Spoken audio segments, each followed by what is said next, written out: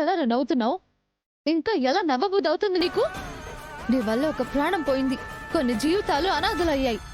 నువ్వు మాత్రం జైల్లో ఉండి కూడా ఆనందంగా నవ్వుతున్నావు. ఏం మనిషివిరా నువ్వు? రేయ్, యాక్సిడెంట్ చేసి అలా ఎలా వదిలేసి వెళ్ళావురా? 10 నిమిషాల ముందు తీసుకొచ్చుంటే మా అన్నయ్య బ్రతికేవాడంట. మా అన్నయ్యని అలా అనాథలా వదిలేసి వెళ్ళడానికి నీకు మనసు ఎలా వచ్చిందిరా? బ్రతికించే అవకాశం ఉండి ఎందుకు అలా చేశావు? ఎందుకు అలా వెళ్ళిపోయావు? ఏమా, ఏం చేస్తున్నావు నువ్వు?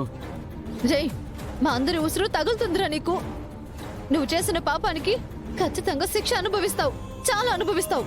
మా స్టేషన్కి వచ్చి అలా చేయకూడదు. ఇట్రా, రామ్మా నువ్వు రా.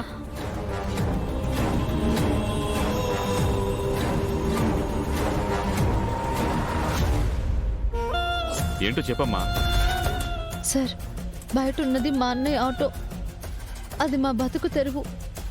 ఇప్పుడు మా కుటుంబాన్ని పోషించుకోవడానికి మాకున్న ఆధారం అదొక్కటే.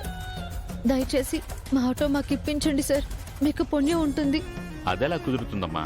కేసు ఫైల్ అయింది, కోర్టు జడ్జిమెంట్ ఇవ్వకుండా ఆ ఆటో ఇవ్వడానికి కుదరదు. ప్లీజ్ సార్, మీకు దండం పెడతాను సార్. ఎలాగైనా ఆటో ఇప్పించండి సార్. ఇప్పుడు మా కుటుంబాన్ని కాపాడగలిగేది ఆటో మాత్రమే సార్. అది కేవలం ఆటో కాదు సార్, మమ్మల్ని ఇన్నాళ్ళు పోషించిన మా అమ్మ. నీ బాధ నాకు అర్థమవుతుందమ్మా, కానీ అలా ఇవ్వటానికి కుదరదు. ఈ కేసు ఇంకా పూర్తవ్వలేదు. మీ అన్నయ్య చనిపోయాడు, ఇంకొక అతను హాస్పిటల్లో ఉన్నాడు. నువ్వు ఎంత ప్రయత్నించినా నీకు ఇప్పట్లో ఆటో ఇవ్వడం అనేది జరగదు. సార్, కాస్త చూడండి సార్.